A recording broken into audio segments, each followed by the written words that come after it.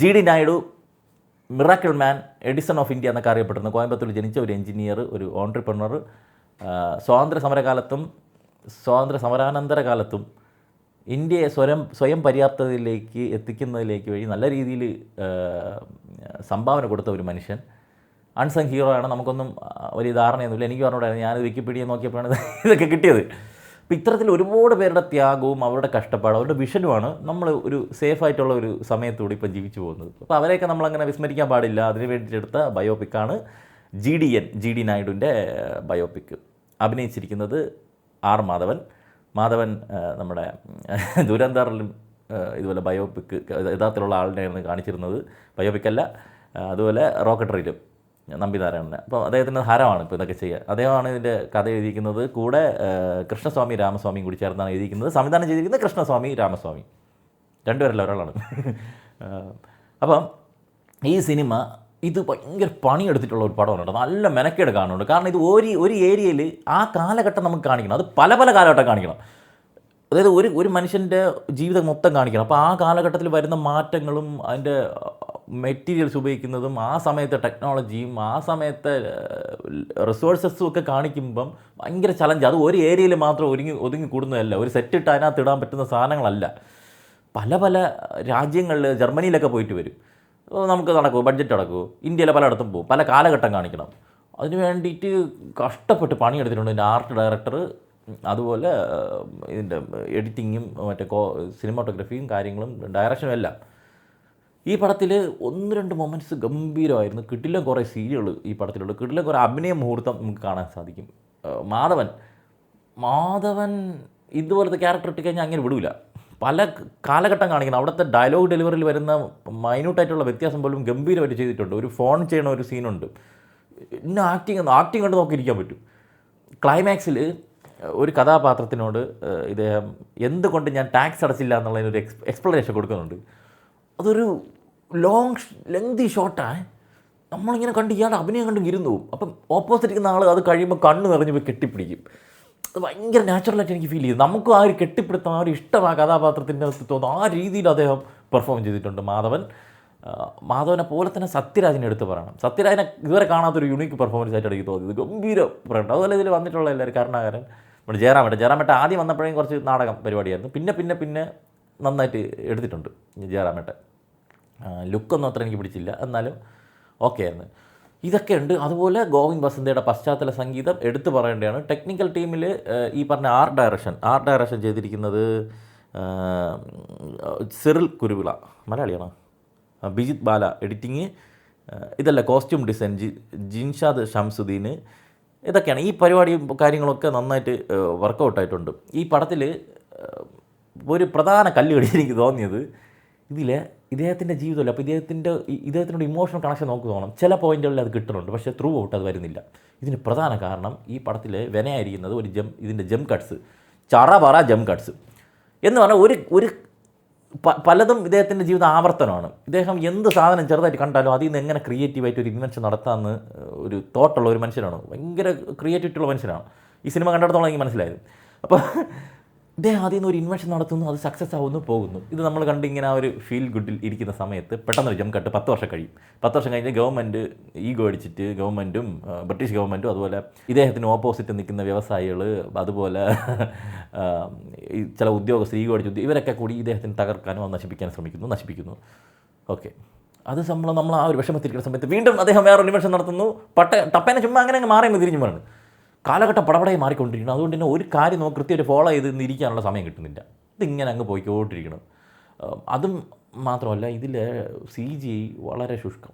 അവർക്ക് ലിമിറ്റേഷൻസ് ഉണ്ട്. സമ്മതിച്ച് AI ഒരു ബേസിക് AI ആണെന്ന് നമുക്ക് മനസ്സിലാവുന്ന രീതിയിൽ എന്തിനാണ് AI എടുത്ത് വെച്ചിരിക്കുന്നത്. നിങ്ങൾക്ക് തീരെ നിവർത്തിയില്ലെങ്കിൽ ഒരു 2 സെക്കൻഡ് ഫ്രെയിം കാണിക്കാൻ കുഴപ്പമില്ല. ഇത് അങ്ങ് ഹിറ്റ്ലറിൻ്റെ അവിടെ പോണത് കുറേ ഏരിയൽ ഷോട്ടല്ല കംപ്ലീറ്റ് AI. അതെന്നുള്ള ജമിനിലേ അത്. പിന്നെ ഗ്രീൻ സ്ക്രീൻ ഇട്ട് വെച്ചിരിക്കുന്നത് ഒരു കപ്പല്ല സീൻ. നിങ്ങൾ എപ്പോഴെങ്കിലും ഈ സിനിമ കാണുമ്പോൾ ഒരു കപ്പല്ല സീൻ വരും. അത് നമ്മൾ കാണുമ്പോൾ നമ്മൾ അമ്പലപ്പറമ്പിൽ ബാലയ്ക്കകത്ത് ബാക്കിൽ കർട്ടൻ ഇട്ടിട്ട് അവർ നിന്ന് പെർഫോം ചെയ്യുമ്പോൾ നമുക്ക് തോന്നുന്ന ഫീൽ, ഡയലോഗ് ഡെലിവറി എല്ലാം അതുപോലെയാണ് ആ സമയത്ത്.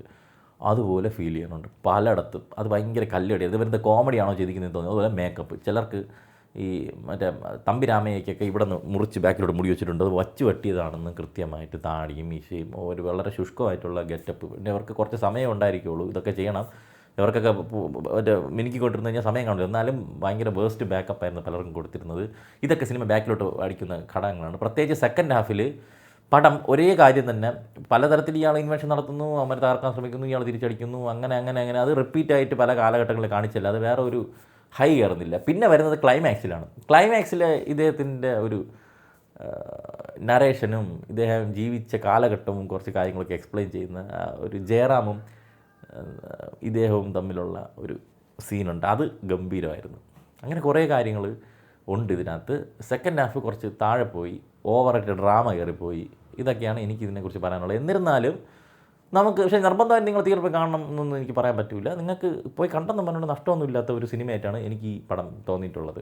GDN. വിനയ് റായ് ഉണ്ട്. വിനയ് റായ് ഇവിടെ പുതിയ കാലഘട്ടത്തിലെ ക്യാരക്ടർ എങ്ങനെയാണോ വിനയ് റായുടെ ക്യാരക്ടർ പെരുമാറുന്നത്, അത് ആ കാലഘട്ടത്തിൽ പോയി പെരുമാറിയിട്ടുണ്ട്. പിന്നെ നന്ദു ചെയ്തിട്ടുണ്ട്. നന്ദു തിരുവനന്തപുരം സ്ലാങ്ങിൽ തമിഴൊക്കെ സംസാരിക്കുന്നുണ്ട്. പിന്നെ അതിഥി ബാല ഒരു ചെറിയ വേഷം ചെയ്തിട്ടുണ്ട്. കനിഹയാണ് ജയറാമേട്ടൻ്റെ വൈഫായിട്ട് വരുന്നത്. രമേശ് തിലക്.